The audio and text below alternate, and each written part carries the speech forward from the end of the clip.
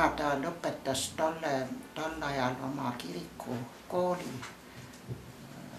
oma kodukohast, ta on Meleskist pärit.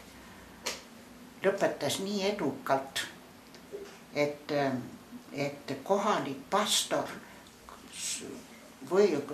suunas teda Riiga õppima sinna, see oli vaimulik seminar, ta oli Riigas.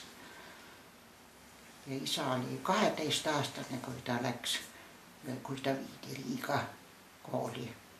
Arukla oli tema esimene töökoht. Koolimaja oli seltskondlik kogunemiskoht.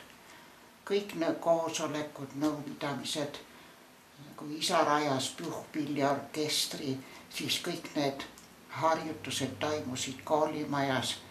Kui laulukoori rajati, kõik toimus koolimajas. Muidugi meie isa oli väga nõudlik ja kui kõik need seltskondlikud üritused, kõik peod, mis tol korral, iga selts tahtis oma pidu pidada, need toimusid kõik Aruklas siin all saalis. Isa oli läbilõhki karsklane ja see oli range keeld, alkoholi ei liikunud koolimajas mitte ühelgi peol.